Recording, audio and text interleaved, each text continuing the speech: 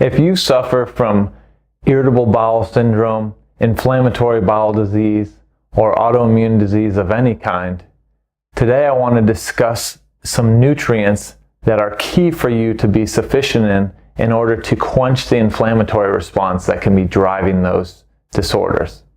I'm Dr. John Bartemus, and I'm putting the pieces together to help you live a life at optimal.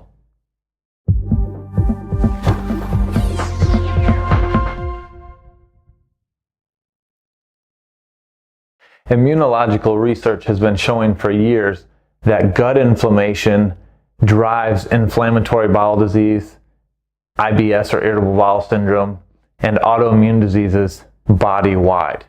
So let's dive into why that's occurring and how we can stop that. So a prerequisite for dysfunction and health is inflammation. And many times the inflammation is driven by an immune response to something, because the immune system uses inflammation and oxidative stress to deal with triggers or antigens or foreign agents that could be harming us. So the gut inflammation is likely driven by triggers from the environment, from your nutritional choices, and microbial triggers. So those triggers, if left chronic, will drive the IBS, the IBD, and or the autoimmunity. And those can be driven, like I said, from the immune system or from the white blood cell responses to antigens. Okay? So how do we stop this? Well, this would be an abnormal situation or an abnormal gut environment. So what does a normal gut environment look like? A normal healthy gut environment is one of tolerance. It's one where the white blood cells of the immune system are saying, hey, shh, let's calm down. Let's not attack things that don't need to be attacked. That we have tight barriers, things aren't getting in that shouldn't, we can chill out.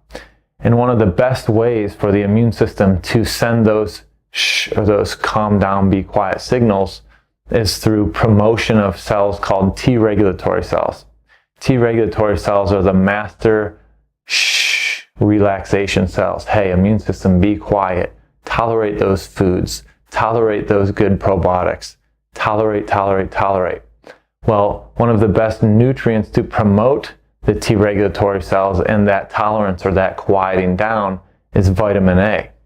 So vitamin A can be produced by these white blood cells, and the vitamin A can quiet that inflammation and quiet those disease processes that are creating that loss of quality of life for you.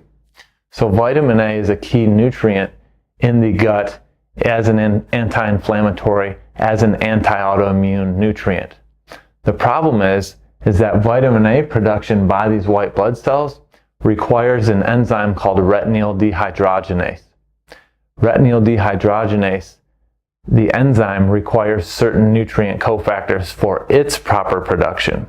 So for your immune system to produce vitamin A in the right instances, the right way, it requires the retinyl dehydrogenase functioning properly, and that enzyme requires vitamin B2, B3, proper iron status, and molybdenum status to function properly. And there's that molybdenum again. We've talked about that in a couple videos recently, and its effects on things such as sulfite sensitivity and reactions to wine, etc., etc. So molybdenum is going to be key, as well as the B2, the B3, and iron for proper vitamin A production, for proper T regulatory cell production, for proper quiet signals. Shh, calm the inflammation, calm the IBS, the IBD, the autoimmunity. So if you're struggling with chronic GI issues and you've been given the label of irritable bowel syndrome or IBS, inflammatory bowel disease like Crohn's or ulcerative colitis, if you have celiac disease or other gut autoimmunity or other systemic autoimmunity, these mechanisms are all key for you. Why are they key if you have systemic autoimmunity, say Hashimoto's, not directly related to gut? Well, because the up to 80% of the immune system is in the gut.